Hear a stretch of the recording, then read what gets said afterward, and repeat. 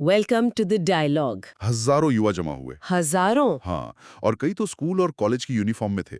शुरुआत में सब कुछ शांतिपूर्ण था, कोई बड़ी राजनीतिक पार्टी का हाथ नहीं दिख रहा था पीछे। तो फिर गड़बड़ कहाँ हुई? गड़बड़ तब हुई, और बहुत चौंकाने वाले तरीके से, जब प्रदर्शनकारियों ने संसद भवन की तरफ बढ़ने की कोशिश की। अच्छा। पुलिस ने पहले तो पानी की बौछारें इस्तेमाल की, फिर आंसू गैस छोड़ी, फिर रबर की गोलियां चलाईं, ओह। और फिर हद ही हो गई, असली गोलियां चलने लगीं। असली गोलियां? जब प्रदर्शनकारियों ने प्रधानमंत्री ओली के दफ्तर पर ही धावा बोल दिया, उसके फौरन बाद उन्होंने अपने इस्तीफे का ऐलान कर दिया। तो मतलब ये साफ है कि ये गुस्सा सिर्फ उस सोशल मीडिया बैन को लेकर नहीं था, इसकी जड़ें कहीं ज्यादा गहरी थी, है ना? बिल्कुल, ये गुस्सा तो सालों से अंदर ही अंदर पनप रहा था, और इसकी जड़ें थीं सिस्टम की गहरी दिक्कतों में।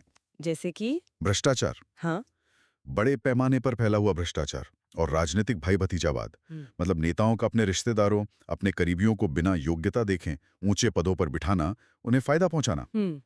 युवा प्रदर्शनकारियों में ये भावना बहुत ज्यादा थी कि देश के जो बड़े नेता हैं और उनके परिवार हैं, वो देश को अपनी खानदानी जागीर समझते हैं, जबकि आम लोग गरीबी और मौकों की कमी से जूझ रहे हैं। और जैसा हमने पहले बात की, ये जो नेपो किड्स वाला कैंपेन था, उसने इस गुस्से की आग में घी डालने का काम किया। हाँ, बिल्कुल, क्योंकि उसने लोगों को एक तरह से दिखाया कि कैसे शायद टैक्स देने वालों के पैसे से ही इन नेताओं के बच्चों की वो आलीशान जिंदगी चल रही थी।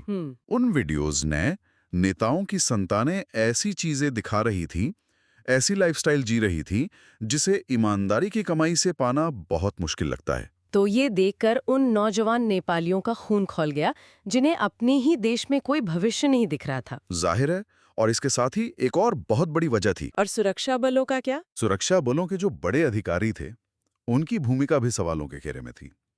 पुलिस और शायद सेना के कमांडरों ने ही तो हालात को इतना बिगड़ने दिया। ह्यूमन राइट्स वॉच जैसी संस्थाओं ने कहा कि उनके पास भरोसेमंद सूत्रों से जानकारी है कि प्रदर्शनों से सख्ती से निपटने के लिए ऊपर से आदेश थे। हालांकि इसकी पूरी पुष्टि नहीं हो पाई है। लेकिन फिर भी असली गोलियां चलाना। हाँ, शांति से प्रदर्शन कर रहे लोगों पर, जिनमें बच्चे भी शामिल थे, उन पर असली गोलियां चलाना, ये तो सीधे सीधे मानवाधिकारों का घोर उल्लंघन था, इसमें कोई शक नहीं। बिल्कुल। और आखिर में एक और नाम अहम है, संचार मंत्री पृथ्वी सुब्बा गुरुंग। अच्छा, उनका क्या रोल था? वो सीधे तौर पर सोशल मीडिया बैन लगाने और उसे सही ठहराने के लिए जिम्मेदार थे। उनके मंत्रालय ने इतना बड़ा फैसला लेने से पहले न संसद से सलाह ली, न ही आम लोगों या संस्थाओं से। इस वजह से भी संकट और गहराया। और बाद में शायद प्रदर्शनकारियों ने उनका घर भी जला दिया था। हाँ, गुस्से में प्रदर्शनकारियों ने उनका घर भी जला दिया था। तो ये जो हजारों युवा सड़कों पे उतरे थे, वो असल में क्या चाह रहे थे?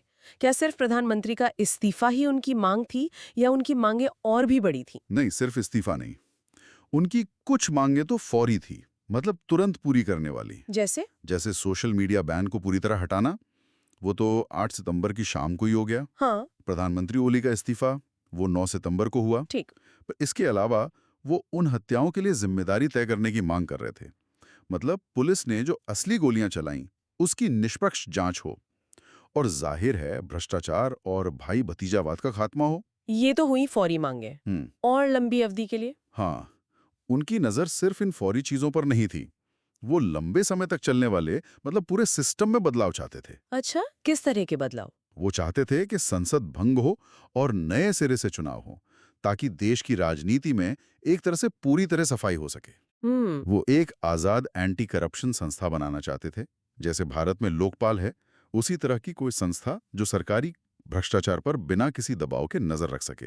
ये तो जरूरी लगता है। तो शायद नेपाल के युवाओं को उनसे भी कुछ प्रेरणा मिली हो। और ये जो नेपो किड्स वाला ट्रेंड है, ये शुरू तो हॉलीवुड में हुआ था, सेलिब्रिटीज के बच्चों को लेकर। हाँ, सुना है मैंने। लेकिन नेपाल के युवाओं ने उसे अपने देश के राजनीतिक हालात के हिसाब से बहुत बखूबी ढाल लिया, उसे एक राजनीतिक हथियार बना लिया। तो अब हालात क्या हैं? प्रधानमंत्री का इस्तीफा तो हो गया, जो यकीनन एक बहुत बड़ी घटना है, लेकिन जिन असली मुद्दों की वजह से ये सारा बवाल हुआ, वो तो जस के तस है ना? बिल्कुल, मुद्दे तो वहीं के वहीं हैं। और मैंने सुना कि राष्ट्रीय स्वतंत्र पार्टी के 21 सांसदों ने भी एकजुटता दिखाते हुए इस्तीफा दे दिया है। हाँ, ये भी हुआ है। इससे लगता है कि राजनीतिक अस्थिरता अभी और चलेगी। अभी कुछ साफ नहीं है कि आगे क्या होगा। देखिए, असली चुनौती तो अब भी वही है। एक पूरी नई पीढ़ी है जो जवाबदेही मांग रही है, पारदर्शिता मांग रही है, और सचमुच का लोकतांत्रिक शासन मांग रही है। नेपाल का भविष्य अब इस बात पर टिका है कि देश के जो जमे जमाए नेता हैं, जो पुराना राजनीतिक ढांचा है वो इन मांगों पर कैसी प्रतिक्रिया देता है। क्या वो बदलेंगे? यही सवाल है, क्या वो उस सिस्टम वाले भ्रष्टाचार और भाई भतीजावाद को खत्म करने के लिए तैयार होंगे जिसने इस अभूतपूर्व विद्रोह को जन्म दिया, या फिर देश यूं ही अशांति और अस्थिरता के दौर से गुजरता रहेगा। दुनिया भर की भी नजरें होंगी इस पर। बिल्कुल। पड़ोसी देश भारत ने भी नेपाल से लगी अपनी सीमा पर अलर्ट जारी कर दिया है। जाहिर है उन्हें भी चिंता है कि इस घरेलू संकट का असर पूरे इलाके पर पड़ सकता है। ये एक ऐसा संकट है जिसने कम से कम 19 जानें ले ली हैं और नेपाल की सरकार और संस्थाओं की नींव हिलाकर रख दी हैं। तो कुल मिलाकर अगर हम इसे समेटे हम्म, तो बात यह है कि एक सोशल मीडिया बैन सिर्फ एक चिंगारी थी। हम्म, असली आग तो उस गहरे गुस्से की थी जो भ्रष्टाचार, भाई भतीजावाद और मौकों की कमी को लेकर सालों से जमा हो रहा था। हाँ, नतीजा हुआ भयानक विरोध प्रदर्शन, मौतें और आखिर में प्रधानमंत्री का इस्तीफा। और अब एक पूरी पीढ़ी है जो सिर्फ छोटे-मोटे बदलाव नहीं बल्कि बुनियादी सिस्टम वाला बदलाव चाहती है। ये वाकई एक बहुत बड़ा सवाल खड़ा करता है, और सिर्फ नेपाल के लिए नहीं। अगर हम नेपाल से आगे बढ़ के सोचें तो दुनिया भर में जो पुरानी राजनीतिक व्यवस्थाएं जमी हुई है उन्हें खुद को कैसे बदलना होगा।